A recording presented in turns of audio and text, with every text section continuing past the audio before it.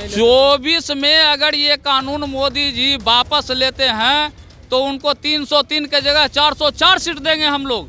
ये हमारा ड्राइवर एकता भाई संगठन का ऐलान है। तो देखिए तमाम जो वापस नरेंद्र मोदी के खिलाफ सड़कों पर रहेंगे पूरा परिवार के साथ।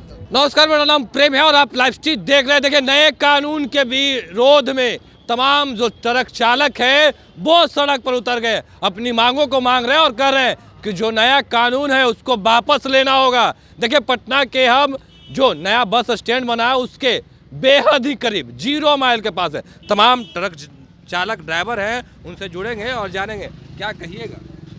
ये जो नया बिल संशोधित होकर आया है, जो कानून पास किया गया है, ये सीधा सीधा ड्राइवरों पर अत्याचार है।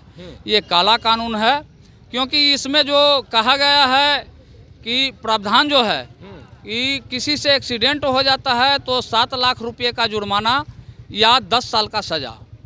तो मेरा कहना है कि आज का जो माहौल है, अगर किसी में भी थोड़ा सा टच कर जाता है तो पब्लिक इतना उग्र हो जाता है कि ड्राइवर को इलाज करवाने का मौका कहाँ देता है, ड्राइवर के ऊपर तो अटैक कर देता है। और गाड़ी लाइन है, कभी एंड टूट जाएगा, कभी टायर टूट जाएगा, कभी ब्रेक फेल हो जाएगा। इस स्थिति में गाड़ी ड्राइवर चाहते हुए भी कंट्रोल नहीं कर पाएगा। और जब किसी को लग जाता है और उसको इलाज करवाने के उद्देश्य से ड्राइवर उतरना चाहता है और पब्लिक उस पर उग्र होकर मारने के लिए अटैक करता है तो कोई भी जान बचाकर भागता है।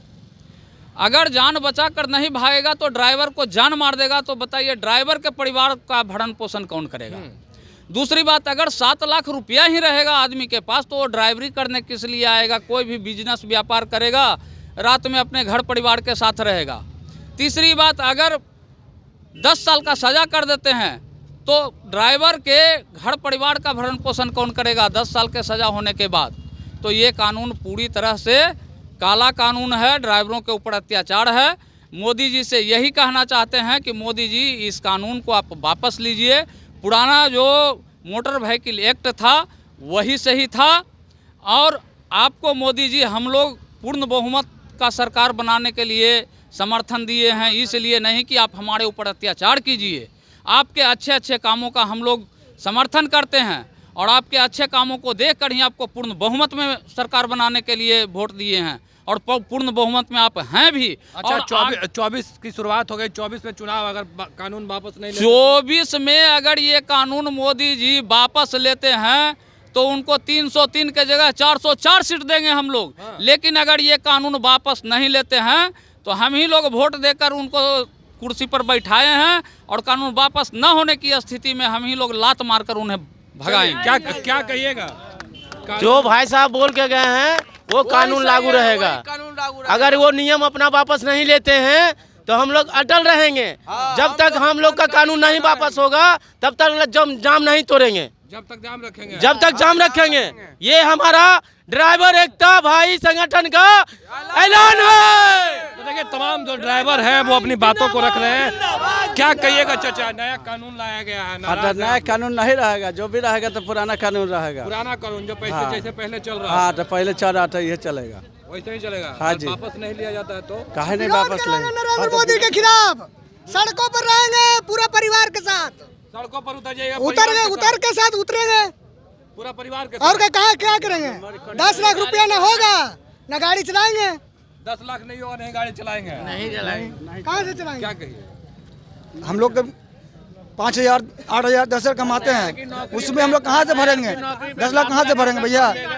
10 लाख आता तो अपना दुकान खोल के बैठ जाते हैं, चाय दुकान खोल के बैठ जाते हैं, होटल खोल के बैठ जाते हैं। सरकार को झुकना ही होगा, नहीं तो एक भी वोट नहीं देंगे। वोट छोड़िए ना, हमसे है सरकार, हमसे है सरकार से हम नहीं हैं।